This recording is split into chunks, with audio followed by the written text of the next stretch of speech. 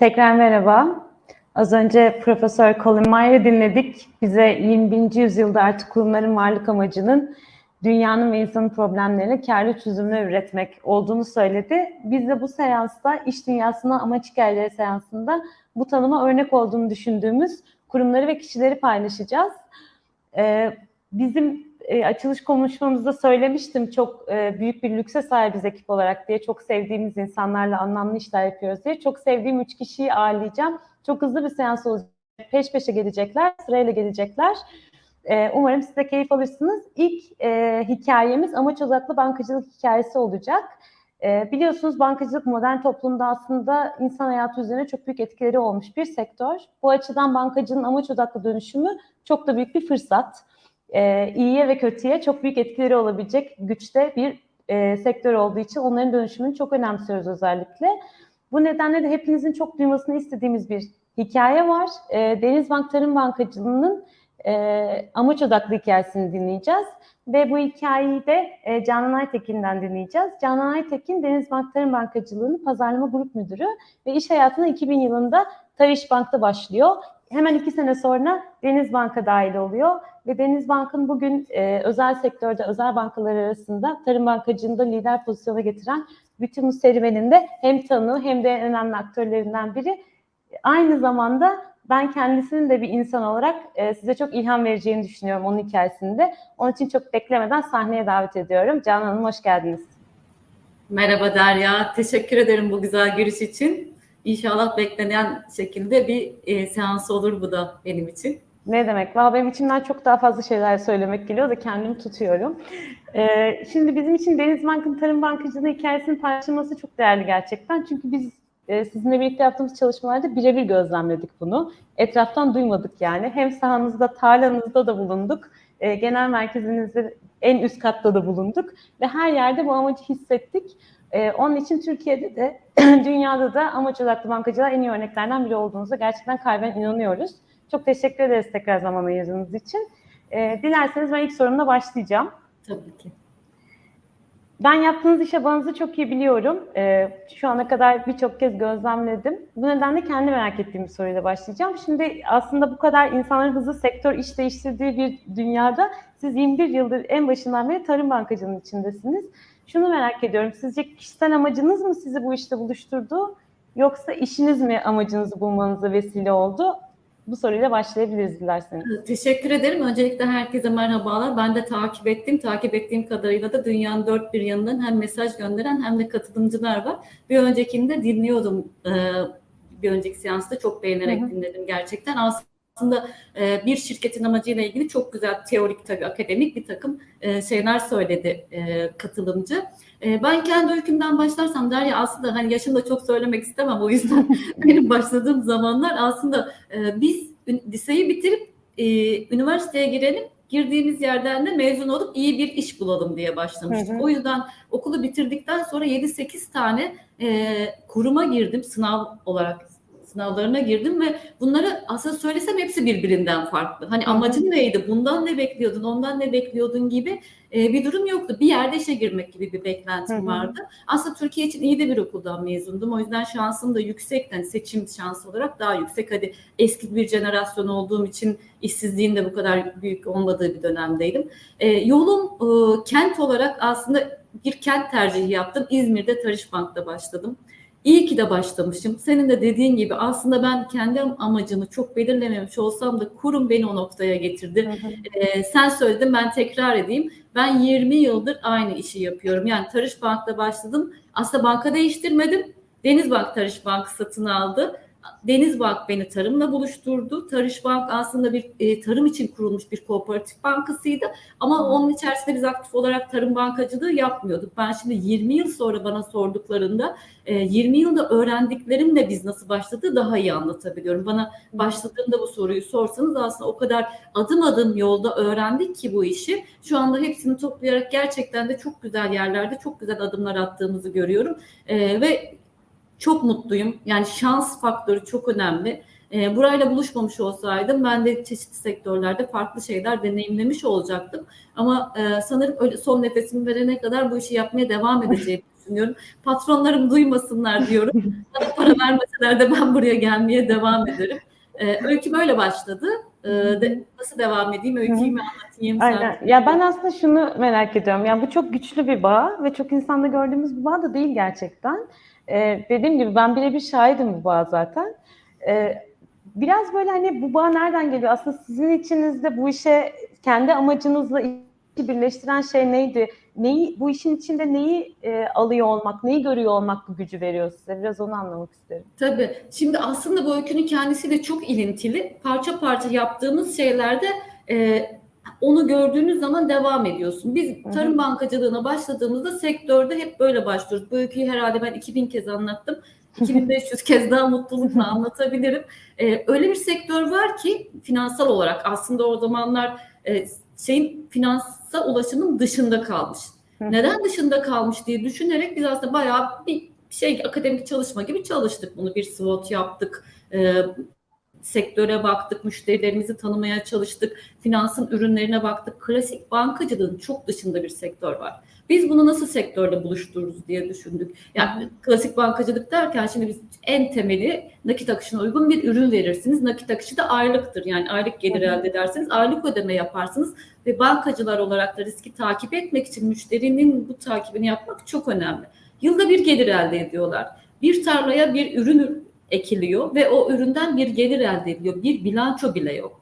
Bütün bunların karşılığında biz uygun çözümleri koyarak aslında o sektörü finansla buluşturduk. İlk yaptığımız buydu. Ama bundan doğan sonuçlar aslında bizim için daha etkili ve bu sektöre artık bu işi bir gönül bağına çeviren de sonraki dönemde. Yani boş bir tarlaya gidiyorsunuz ve o tarlaya bir kredi verdiğinizde daha sonra bir yıl sonra ziyarete gittiğinizde bir seraya dönüşmüş oluyor. Bir meyve bahçesine dönüşmüş oluyor ve o insan aslında tarımsal bir üretici, bir ihracatçıya dönüşmüş oluyor. Bunların hepsi bu güçlü kaslarımız, bizim Türkiye olarak güçlü kasımız tarım. Bu sektöre finansman sağlamak en önemli, çünkü onların eksikliklerinden birisi. Finansman sağlayarak sadece bir paranın dönüşümünü yaratmıyorsunuz aslında. Hem finansman verimliliği açısından kendi kaynağınızı çok etkin kullanıyorsunuz. Çünkü şu an biliyorum bunu. O günlerde bilmediğim bir veridir ama şu an biliyorum ve kullanmaktan çok mutlu oluyorum. Finansman verimliliği açısından tarıma verdiğiniz 1 lira 4 liranın üzerinde bir üretime dönüşür. Diğer sektörlerde bir oran 2'nin altındadır. Yani 3 katı gibi bir finansman verimliliği olan bir sektörden bahsediyoruz.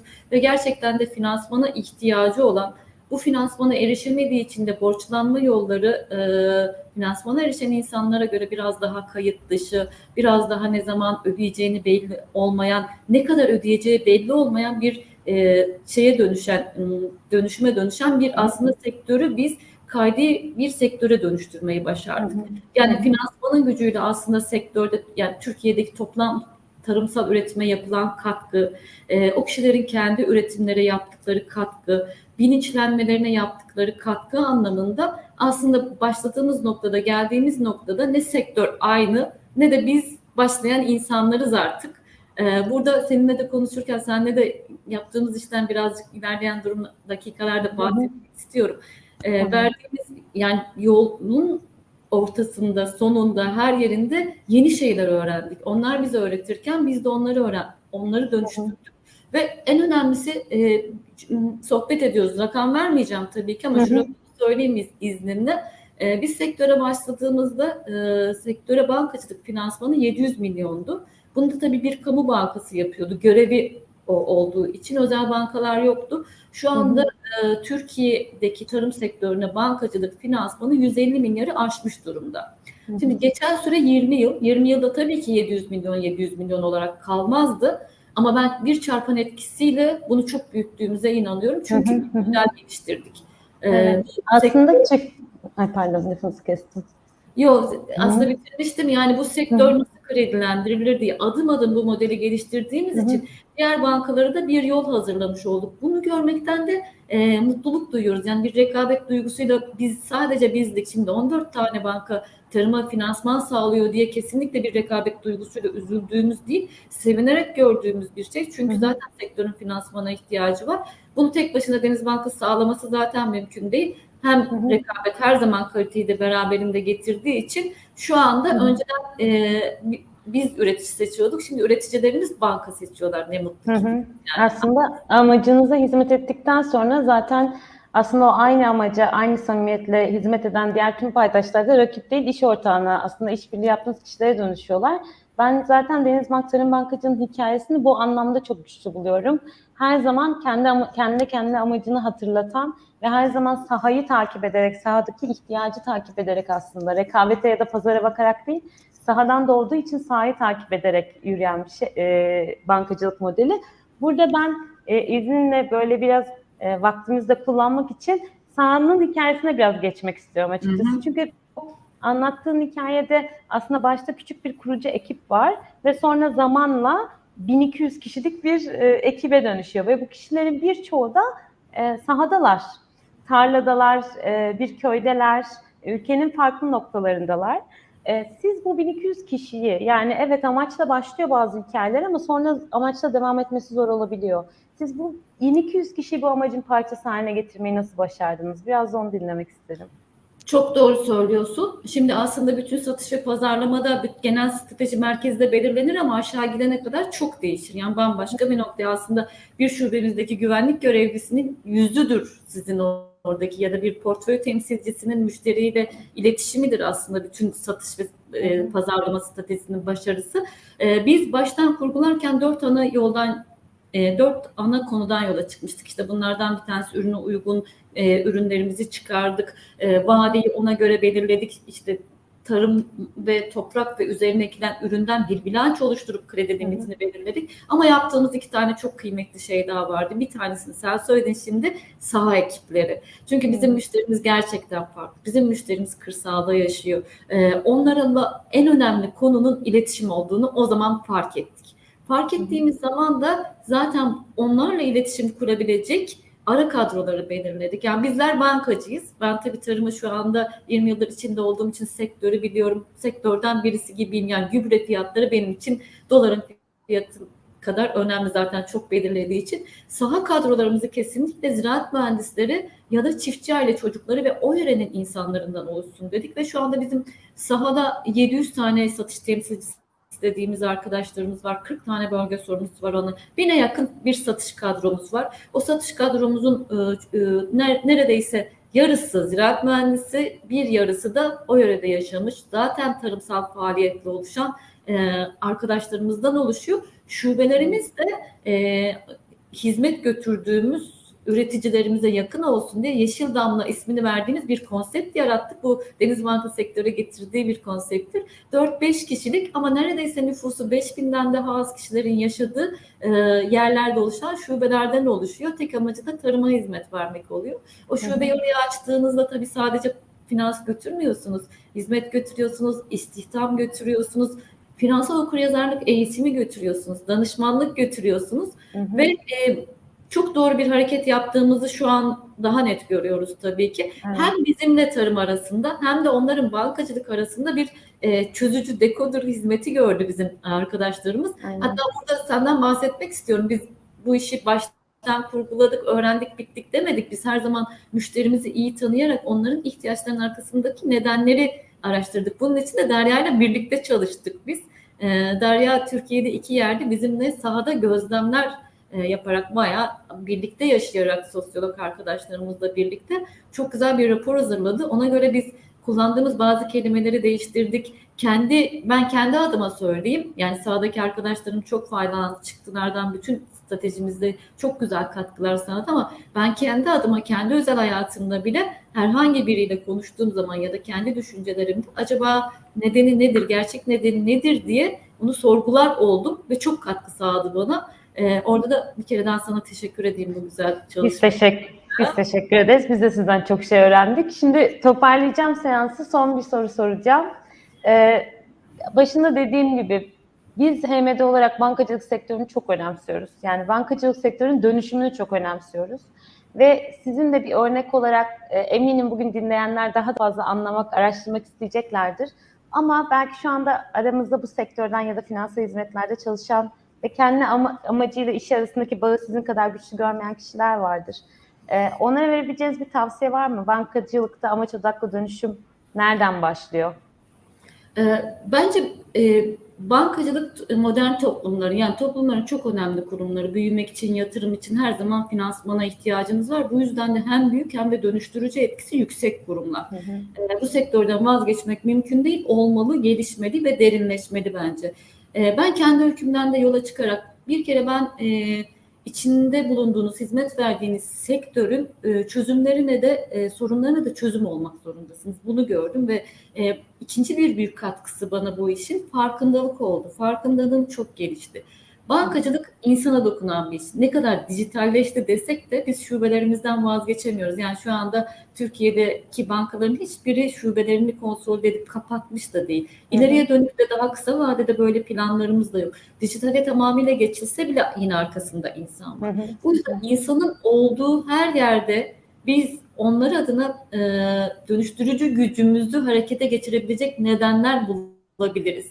Yani bu yaptığımız işin farkında olmak, farkındalığımızın yüksek olması ve gerçekten bakıp istenilen ihtiyacın arkasındaki nedenleri görerek bu amaca hizmet eder ve buradan hayat amacımızı bulur ve bunun da dönüştürücü etkisinden faydalanabiliriz. Çünkü çok büyük bir kurumda çalışıyoruz. Bazen küçücük bir hareket. Yani ben kendi adıma bundan sonraki çalışma hayatımın devamında tarımdan hiç çıkmayı düşünmüyorum.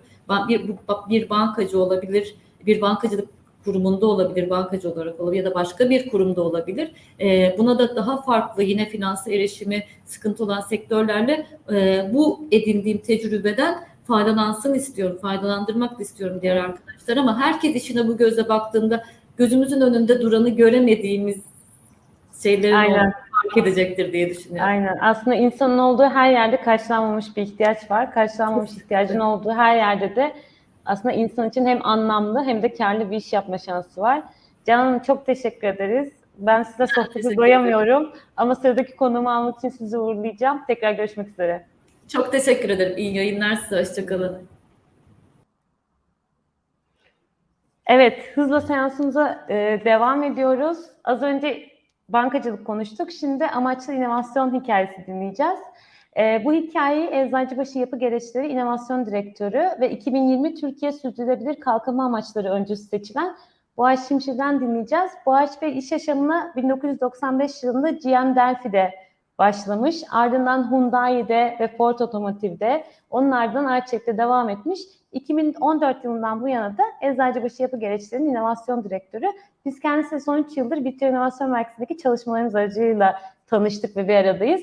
Ben inanılmaz keyif alıyorum kendisinin sohbetinden. Her birlikte konuştuğumuzda yeni bir bakış açısıyla ayrılırım, yeni bir içgörüyle ayrılırım. Sizin için de öyle olacağına eminim. Şimdi bekletmeden kendisini sahneye alalım.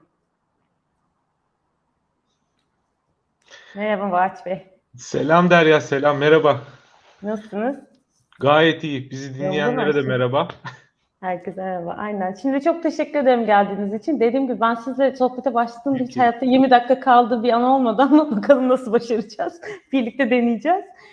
Şimdi biz aslında amaç ve inovasyon konuşacaksak sizden biri gelmedi zaten aklımıza konuşabileceğimiz ama temelde herkes inovasyonu çok konuşuyor. Yani bu kurumlar için çok büyük bir öncelik olduğu ortada. İşte her panelde, webinarda, sene sonu raporlarında falan bundan bahsediliyor. Ama inovasyon konuşurken ne konuştuğumuz bazen çok belli olmuyor. Çok doğru bir narratiften de mi konuşuyoruz emin olamıyorum. Onun için ben aslında bu seansta amacı konuşarak inovasyonu konuşarak amacı daha iyi anlayabiliriz diye düşündüm. Ve böylece aslında sizinle bir araya geldik. Şimdi ben kendi tarafımdan inovasyonu nasıl gördüğümden bahsedip oradan ilk soruma geçeceğim. Bana biraz böyle küçük çocuk gibi geliyor inovasyon. Özellikle ilk aşamalarında. Yani insanı böyle kendine hayran eden bir tarafı var. Bazen gıcık eden bir tarafı var. Onun o potansiyelini görüyorsunuz. Ondan neler olabileceğini hissediyorsunuz ama bunun için çok uğraşmanız gerektiğini de farkındasınız. Ama bir taraftan çok hata yapıyor. Değil mi? Aynen. Bir yandan sürekli hata yapıyor ama hata gibi gelmiyor insana falan. Yani yapacak, öğrenecek. Yani bir sabır, şefkat, sevgi ve büyük bir inanç var. Ama bir tahammül de var. Ve onun büyümesini beklemek gerekiyor. Şimdi kurumların dünyasına döndüğümde o kadar kısa vadeli hedeflerle yaşayan kurumlarız ki ben açıkçası inovasyon önündeki en büyük bariyerlerden birinin bu olduğunu düşünüyorum. Bu tahammül eğrisi olduğunu düşünüyorum. Onun için bu kadar uzun süredir, yıllardır inovasyon içinde olan biri olarak şöyle bir şey soracağım size. Başarının sene sonu raporlarıyla ölçüldüğü bir dünyada, hatta çeyreklik raporlarla ölçüldüğü bir dünyada İnovasyon kadar uzun soluklu bir yolculuğa nasıl tahammül sağlayacağız? Kurumları, insanları buna nasıl motive edeceğiz? Ya teşekkürler Derya. Hakikaten bitiremeyiz biz bu sohbeti. Ben şimdi fark ettim. E, ya, e, ya amaçlılık aslında bence temel temel kriter burada. İşte bu kısa vadeli başarı ya da başarısızlıkları ölçmektense amaca doğru gidiyor muyuz? Amaca ulaşabiliyor muyuz? Yoldaki amaçla ilgili hamlelerimizi yaptık mı? Aslında bence konu bu. Bu kadar uzun, yani inovasyon bir iş yapış şekli, bir süreç. İnovasyon bir varılan bir nokta da değil. Ama bu kadar uzun koyunca zamanı, 5 yılları, 10 yılları, 20 yılları koyunca tabii ki kısa vadede de başarılar var, inovatif işler var ama asıl bizim büyük bahsettiğimiz şeyler için zamanı bu kadar uzun koyunca bu zamanda kaybolmak herkes için mümkün. Yani zamanda kayboluyoruz. Niye yaptığımızı unutuyoruz? Amacımız eğer çok belirgin değilse, net değilse hem varlık sebebimiz hem niye çalışıyoruz? Ben hep iddia ederim. Ya bir insan sabahleyin işe niye geliyor? Değil mi? Yani niye geliyorum? Hangi duyguyla geliyorum? Sabahleyin ne dinliyorum? Dinlediğim şeyin ne alakası var? İşe geldim, çalışıyorum. Yaptığım bir sürü tercih var. Tonlarca tercih. Binlerce belki. O tercihleri yaparken neye kriterimi önüme alarak yaptım o tercihleri? Ne yapıyorum? Akşam eve giderken hangi duyguyla ayrılıp gidiyorum? Ya ben bir şey başardım mı, başarmadım mı? Amacıma doğru gidiyor muyum meselesi bence insanın temel problemi. Hele inovasyon gibi konularda bunlar çok çabuk kaybolabiliyor. Çünkü bazen çok uzun vadeli işler yapmamız gerekiyor. Kısa vadede kazanç olmayabiliyor. O her basamağı yapmak meselesi. Yani bence şirketlerin buradaki kritik şeyi amaçlılık, o amacın çok net olması, belirgin olması, kelimelerle değil. Hoş kelimeler bence önemli değil burada. Ya onları yazabilirsiniz, hoş kelimeler yazabilirsiniz ama o insanda onu tetikleyen duyguyu aktive edecek bir şey bulmanız lazım. Yani bugün bizim inovasyon merkezinde sorsanız 3 tanesini tak tak tak sayar herkes. Çünkü ona kitlenmiş durumdalar. Kitlendiğin zaman başarı var. Buna inanıyorum. Ve tolerans da var değil mi? Yani aslında bir amaç varsa hani az önceki çocuk örneğindeki gibi bir gün kalkıp yürümesi için düştüğünü bildiğiniz sürece bir sorun yok aslında. Dolayısıyla toleransı da aslında bu tahammülü de amaç sağlıyor. Hataya bakış açısını da değiştiriyor diye düşünüyorum.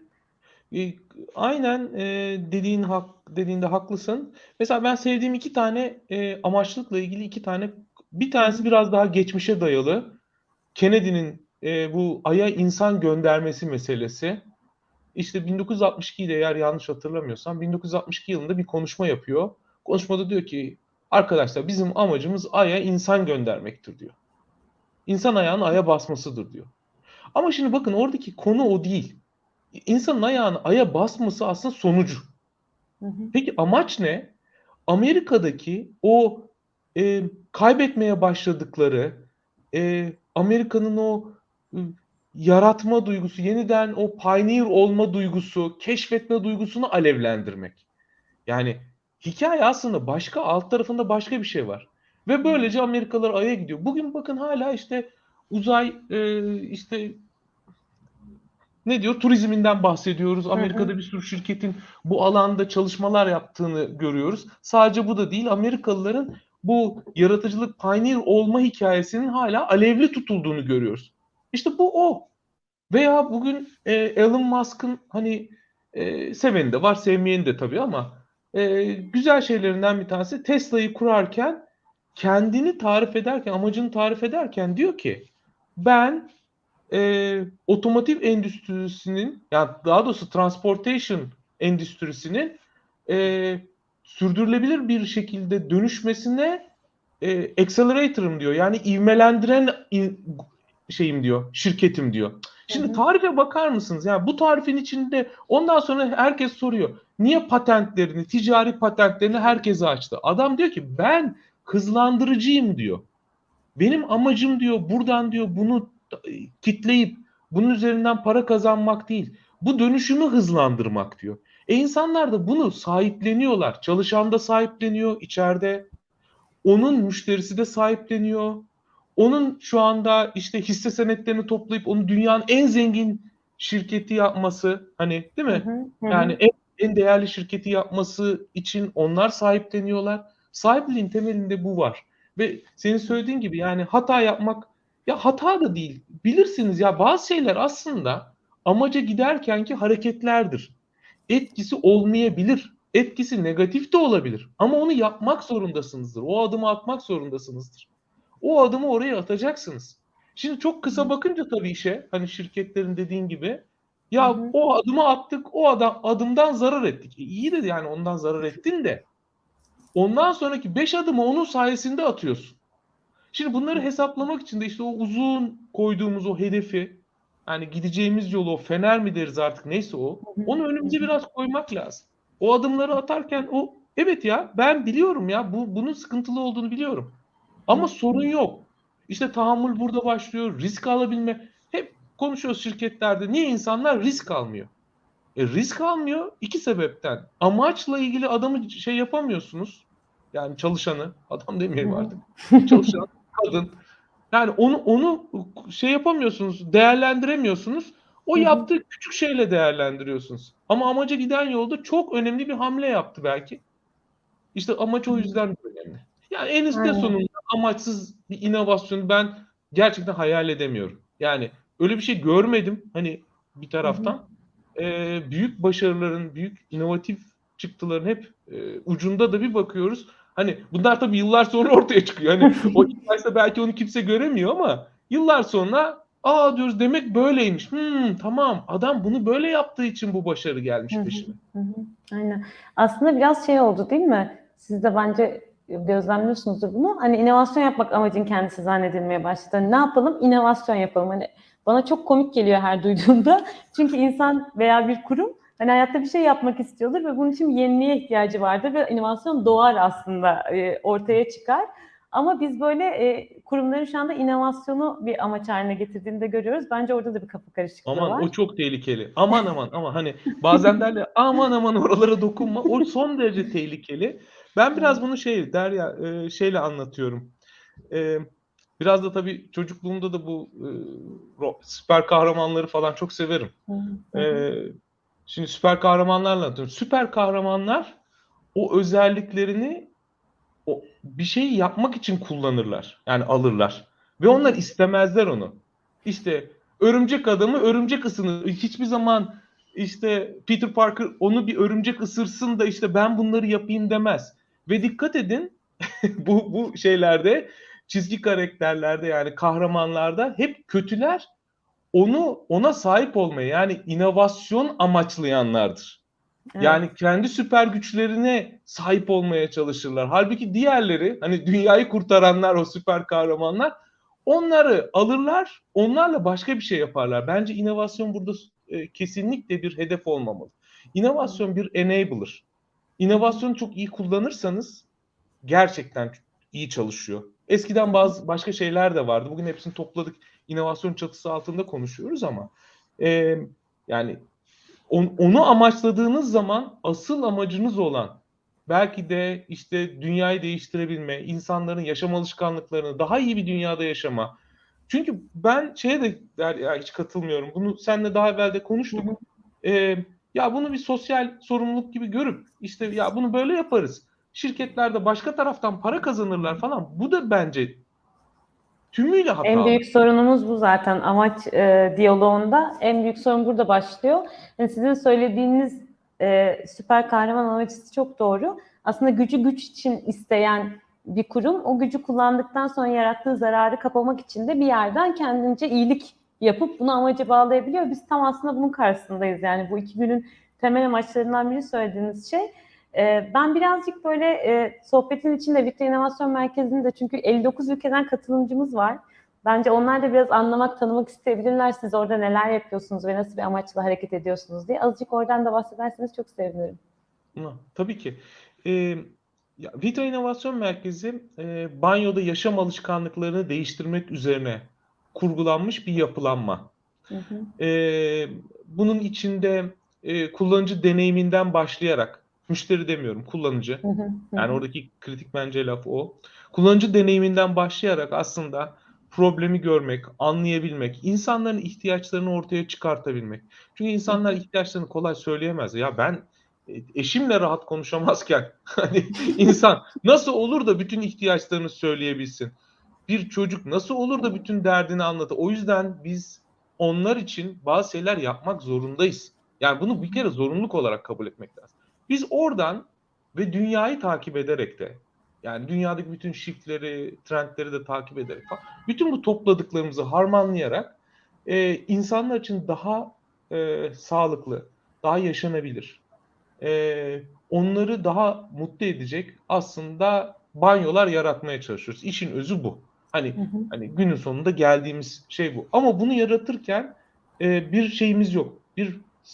Şöyle bir sınır yapmıyoruz. Ya sadece bunu biz yaparız. Bizim çevremizdeki işte şu 5 kişidir, 10 kişidir falan değil. Çok ciddi bir network'te çalışıyoruz. Akademiyle çalışıyoruz. Enstitülerle çalışıyoruz. Bizim gibi düşünen şirketlerle çalışıyoruz.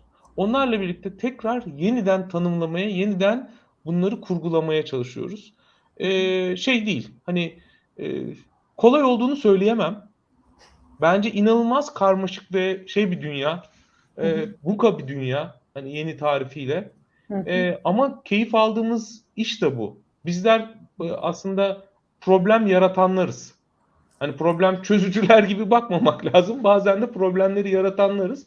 Ve bizim işimizin bir parçası. Keyifli bir parçası. Aynen. O zaman son sorumu soracağım. Bütün sorduklarımın tersine bir soruyla geleceğim. Eyvah eyvah. Amaçlı inovasyonun bağı çok belli. Yani amacın inovasyonu ne kadar beslediğini görüyoruz ama bir yandan da bazı kurumlar henüz daha amaçlarını bu kadar net bir şekilde, işte konuşmanın başında Colin Mayer'ın tarif ettiği netlikte tanımlayabilmiş değiller. Belki keşfetme sürecindeler. Şimdi onlar inovasyon yapmasın mı diye bir soru geliyor aklıma. Oradan da şunu sormak istiyorum. Yani amaçtan inovasyona giden bir yol olduğu gibi inovasyondan da amaca bir yol olabilir mi? İnovasyon yaparak da amacımızı bulabilir miyiz acaba? Tamam, cevap veriyorum. Yapsınlar. Tamam. Yani tabii ki yapsınlar. Yani ya elbette. Şimdi inovasyon zaten iyi bir tool. İyi bir, şimdi tool dedim, İngilizce söyledim ama araç neyse, yani o bir alet. Siz onu akıllı kullandığınız zaman bu kapı zaten açılıyor. Yani o neye getiriyor size? Yaratıcı düşünceyi getiriyor. Risk alma becerisini getiriyor.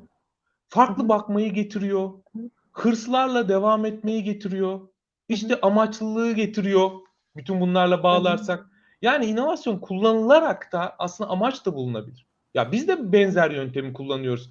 Hep bir taraftan o tarafa doğru değil. Yani amacı biliyorsunuz, ona göre işte inovatif çözümler geliştirin. Tamam, kabul. Ama amaç da değişiyor. Dünya değişiyor zaten. Amaçlarınız da farklılaşabilir.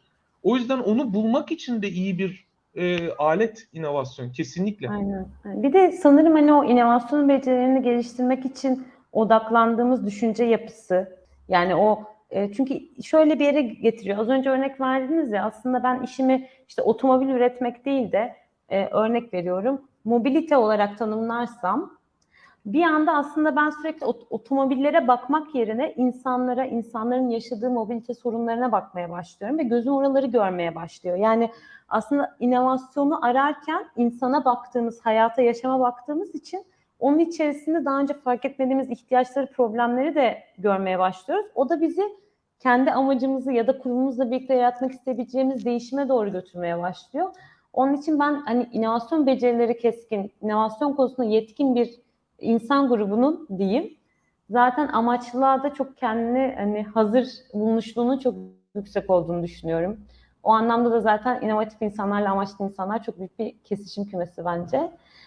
Çok teşekkür ederiz Boğaç Bey. Yarım çok dakika verir keyifliydi misin size bana? sohbet. Yarım dakika. Tabii ki. Zaten onu Bir diyecektim. tek şey söyleyeceğim. Kapamadan Yarım eklemek dakika. istedikleriniz. Aynen. Ekleyeceğim senin söylediğine. Hı-hı. O yüzden bizim sohbetlerimiz bitmiyormuş. Hı-hı. Şimdi anladım.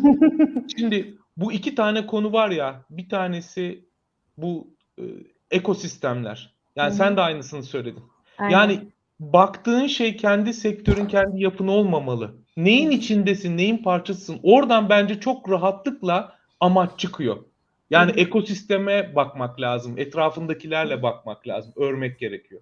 Zaten diğerlerini konuştuk. Yani bir de bunu eklemek istedim. İki dedim ama ötekini konuştuğumuz için anlatmayayım. Tamam. Aynen. Yani ekosistem zaten sektör sınırlarının yok oluşu ve hepimizin hangi ekosistemde olduğumuzu tanımladığımız ve onun içerisinde de doğru bağlantıları kurarak ilerlediğimiz bir gelecek bence çok yakın. Hatta bence oldu ama adını koymadık gibi geliyor bana. Korkuyoruz. Adını koymaya korkuyoruz. Evet, bir korkumuz var orada ama geçecek bunlar. İnanıyoruz. Geleceğe dair umutluyuz. Çok teşekkürler Boğaç Bey. Sizi çok seviyoruz. Sağ olun bizimle olduğunuz Ben için. teşekkür ederim. Görüşürüz yine. Bye bye. Bay bay. Evet, amaç odaklı inovasyonu da konuştuk. Şimdi iş dünyasında amaç odaklı hikayelerin sonuncusuna geliyoruz bu seansın son konuşmasına. Burada amaç odaklı bir büyüme hikayesi dinleyeceğiz. Bu hikayede Moda Nisa'nın kurucusu Kerim Düre'den dinleyeceğiz. Moda Nisa, muhafazakar modada dünyanın en büyük lider perakende platformu şu anda. 130 ülkeden fazla noktaya ulaşan, 7 dilde hizmet veren kocaman bir global platform. Biz şanslıydık diyeyim. Doğuş hikayesinden bugüne hep bir şekilde tanık olduk bu büyüme hikayesine. Son 3 senedir de çok aktif bir şekilde amaç odaklı dönüşümüne eşlik ediyoruz. Kerim Bey kendini bir girişimci olarak tanımlıyor. Ben onu e-ticaret gibi bu kadar rekabet ve rakam odaklı, sert bir sektörde amaç odaklı büyümeyi sağlayabilmiş, buna cesaret etmiş ve bunu başarmış bir lider olarak görüyorum. Aynı zamanda kadın girişimcileri desteklemek adına da çok aktif rol aldığını biliyorum. Bu anlamda da kalbimizde yeri var. Şimdi isterseniz Kerim Bey'i sahneye davet edelim ve Moda İnsan hikayesini dinlemeye başlayalım. Merhaba. Merhaba Kerim Bey. Nasılsınız? Selamlar. Teşekkürler. Sen nasılsın Derya? İyiyim. Sabah birazcık rahatsızlanmıştınız. Yine de İyiyim, geldiniz. iyiyim. Kendinizi iyi hissediyor musunuz? Gayet iyiyim. Tamam. Herhangi bir şey olursa ne olur söyleyin. Sizi yormak istemeyiz ama teşekkür ederim geldiğiniz için. Umarım şu anda iyi hissediyorsunuzdur. Ben şimdi sizden birazcık bahsettim. Moda İnsan'dan da birazcık bahsettim. Şimdi bizi dinleyen az önce Boğaç Bey'de söylüyordum. 59 ülkeden insan var. Belki onlar da biraz daha anlamak isteyeceklerdir. Ben sizi çok iyi tanıyorum ama önce sizin amaç hikayenizle başlamak istedim. Çünkü Moda İnsan hikayesiyle arasında çok büyük bir bağ olduğunu düşünüyorum. Her amaçlı kurumda olduğu gibi. Moda İnsan 10 yaşında geldi. Doldurdu da sanırım 10. yılını. Siz bundan 10 sene önce Moda İnsa'yı kurarken kendi kişisel amacınız neydi, hikayeniz neydi? Onunla başlayabiliriz dilerseniz. Elbette. Biz böyle bir hakikaten kendi kişisel amacımızdan yola çıktık birazcık yola çıktığımızda. Benim bir medya şirketimiz vardı. Indoor medya şirketi. Bir gün bunu bir telefon açtılar. Satmak ister misiniz diye. Biz de neden olmasın dedik.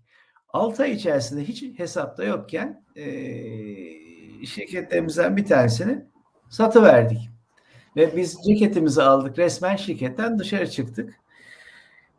Ve o günden itibaren ben bundan sonra bir şey yaparsam bir amacı olsun, kişisel amacımla bağlantılı olsun diyordum. Ve sağ olsun Burak Büyükdemir'le birlikte Etohum'un kuruluşunda bulundum co-founder olarak. Daha böyle sessiz ortak olarak.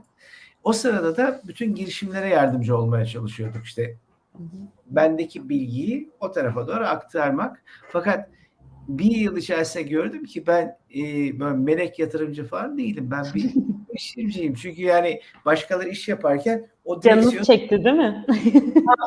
hevesi var içinde. O da çok zararlı bir şey. Herkesin kendi arabasını kullanması gerekiyor ki o ilerlesin yolunda. Dolayısıyla oradan böyle bir bakmaya başladık etrafa. Şunu duyuyordum etraftaki insanlardan. Daha muhafazakar giyinen kadınlar kendilerine seçenek bulamıyorlar. Yani nasıl bulamazlar? Benim annemin başı kapalı. Kız kardeşimin değil. Ve öyle bir şey çok fazla görmüyorum. Annem gider terziye diktirtir üstünü başını. Çok da şeyi yoktur. Ama sonra bir gün şunu gördüm. Kardeşimin arkadaşlarından birisi belli bir yaş sonra tesettür giyinmeye başladı. Giyinmeye başladığı anda gördüm ki annesiyle aynı giyiniyor. Yani okazyon bazlı, yaş bazlı ciddi bir şey yok. Yani basmak alıp her şeye gidiyor ve insanların parası var. Bunu almaya şeyleri yok. Yani bu çok önemli bir konu. Çünkü insanların giyimi özgüvenlerinin bir parçası. Yani kimliğinin bir parçası. Ben buyum demenin, bu üzerimdeki gömlek onun bir parçası aslında. O çok haksız bir durum diye düşünerek birkaç tane büyük tesettür giyim üreticisiyle konuştum, markasıyla. Fakat sonuç şuna geldi. Bizim kitle internetten alışveriş yapmaz. Bu benim meşhur lafım, yani aklıma kazılı noktalardan. Size söylenen buydu değil mi bu fikri Evet, anlattığınızda? bizim kitle internetten. Ben bu arada Moda Lise'yi ben kurayım diye bir şeyim yok. Ben onlar bir yere gelsen, bir platform olsunlar. Hadi biz de içerisinde bir ortak olarak yer alabiliriz. Şu ihtiyaç mühim bir ihtiyaç. Bakın diyorum, bu Türkiye'de böyleyse bu yurt dışında nasıl, Afrika'da, şeyde nasıl, Middle East'te nasıl, Orta Doğu'da, Amerika'da girmediler. Girmeyince dedim ki hadi dedim, o zaman siz bana kıyafetlerinizi verir misiniz, koleksiyonlarınızı? Ben satayım. Orada 2 kere bana hayır diyemediler, sağ olsunlar. Moda Nisan kuruluşu böyle oldu. Kurarken o bizim kitle internetten alışveriş yapmaz lafı benim için provokatif bir laf oldu.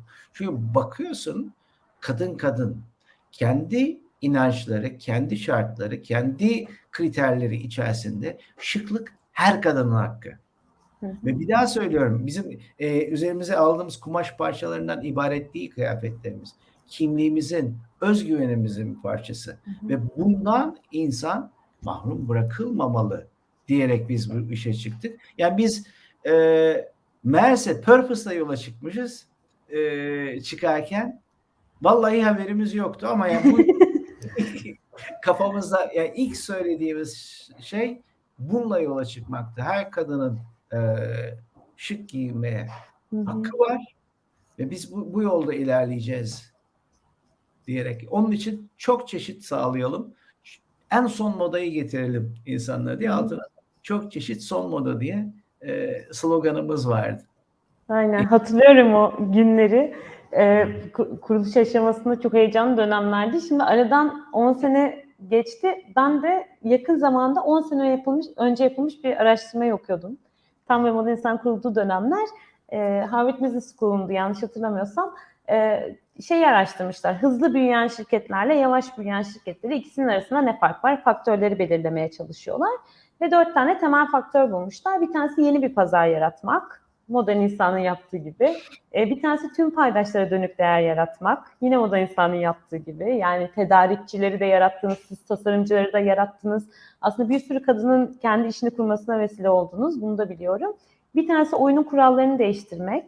Yine aslında moda sektörünün muhafazakar kadın kitlesine bakış açısını değiştiren ve onlara hizmet verme şeklini değiştiren bir şey yaptınız. 4. de amaçlılık olarak belirlemişler. Hatta o zaman demişler ki bir de sürpriz bulgumuz var.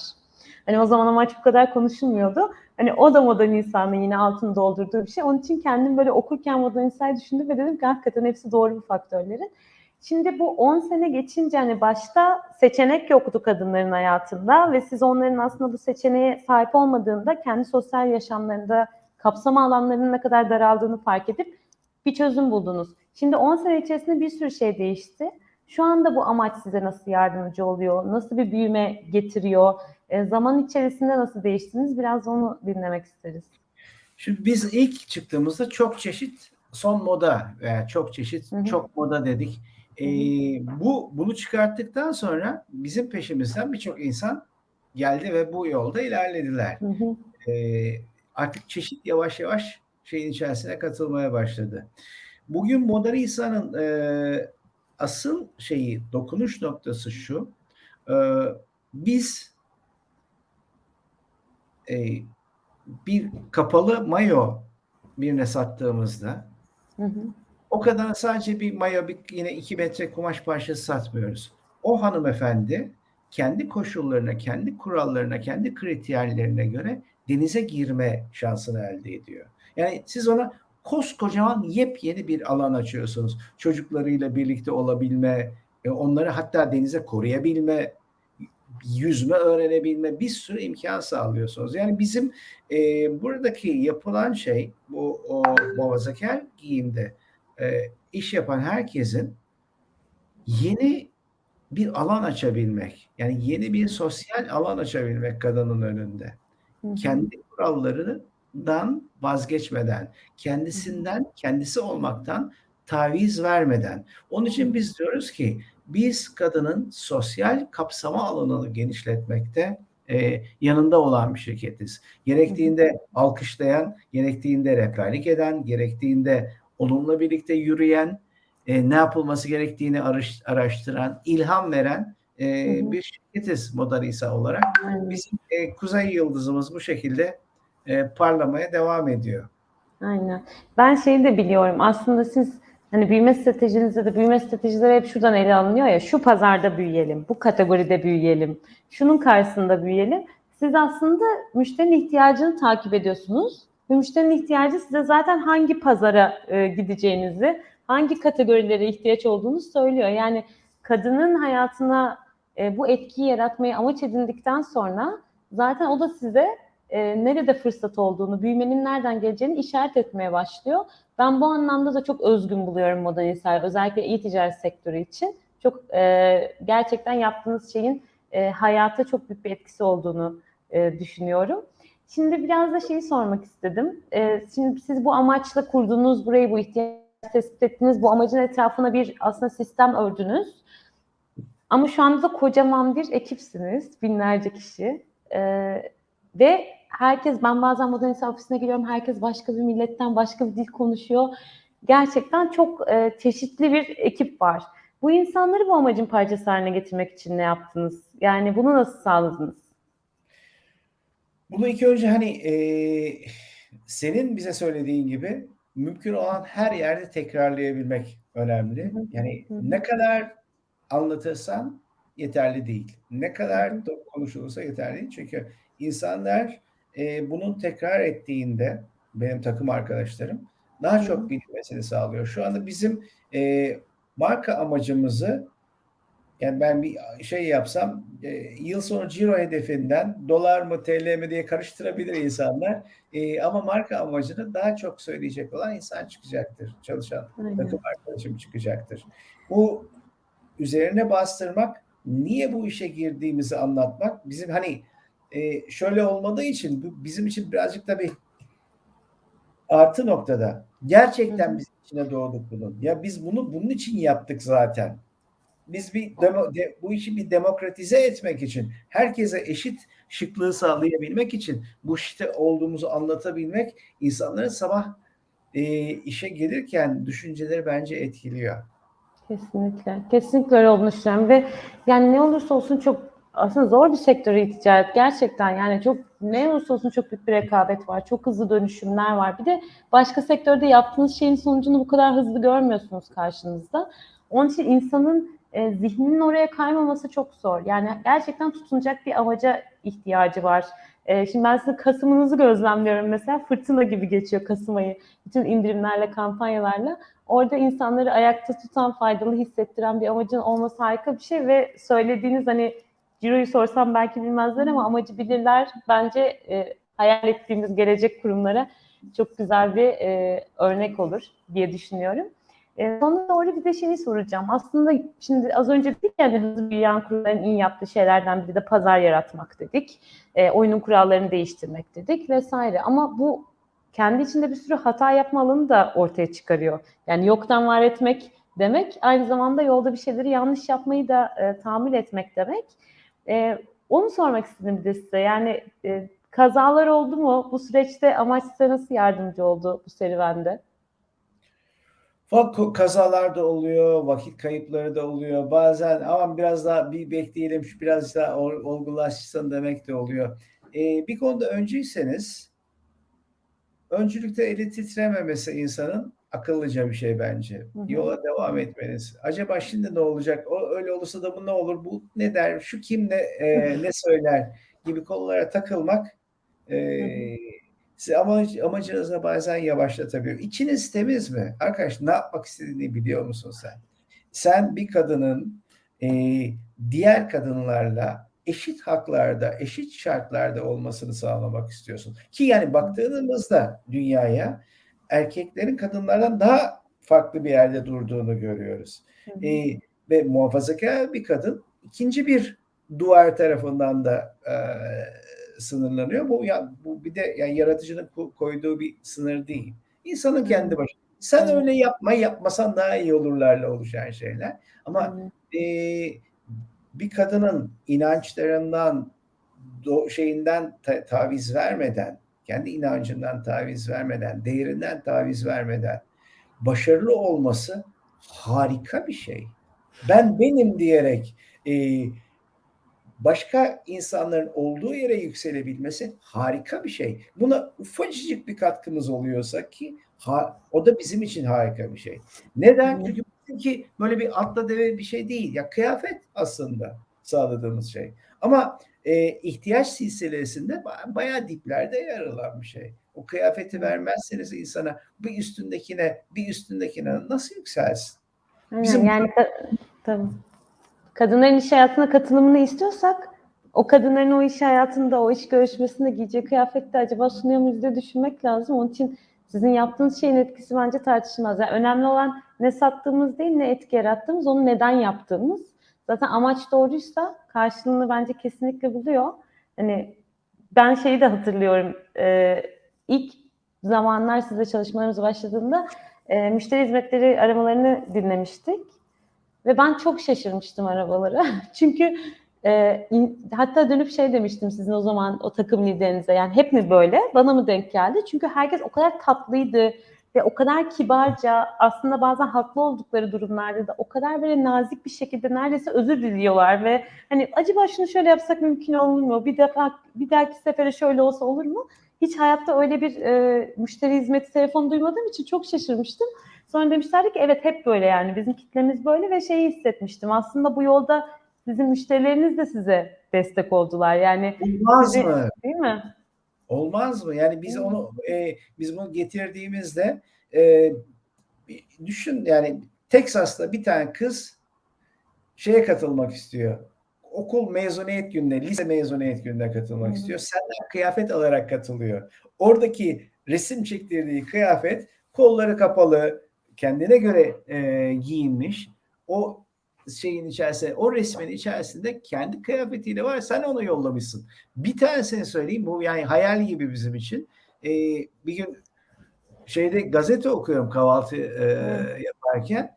Orada yazıyor işte Minnesota'da diyor ilk defa güzellik yarışmasına başı kapalı bir kadın katılıyor diye. Baktım kıyafetin üzerinde. Herkes bikiniyle katılıyor. Kadın burkiniyle katılmış. Kapalı bir burkiniyle, hiç. Tamamen kendi şeyleri içerisinde. Ve burkiniyi bizden satın almış. Ve bu kadın ondan sonra Halime Aden oluyor. Yani dünyanın en büyük model ajanslarından bir tanesiyle çalışan süper model haline geliyor. Yani bizim oradaki bahsettiğimiz ona gerekli olan atlete sağladığımız ayakkabı gibi o aleti sağlayabilmek, Aracı sağlamak, aynen. Biz onu yapabiliyorsak ne mutlu bize. Bu dünyada bir adım atıp da aynı zamanda da kadınların da kadınlara ürünü üretmesini sağlayıp ekonomiye katkısı, hane ekonomisine katkısını sağlayabiliyorsa ne kadar güzel. Bunlarla biz uyanıyoruz Leyla. Biliyorum, gönülden biliyorum öyle olduğunu. Bu hikayeyi herkesle paylaştığımız için de çok mutluyum. Çok teşekkür ederiz. Bence herkes amaçlı markalara örnek olarak Modernisa'yı takip etmeli. Bu sıralar yapılan işler, yapılacak işler de bence yine kadınlar ve dünya adına çok önemli şeyler oluyor. Onun için tekrar hem katıldığınız için hem de amacınızla böyle bir destek verdiğiniz için çok teşekkür ederiz. Görüşmek üzere Kerim Bey. Görüşmek üzere.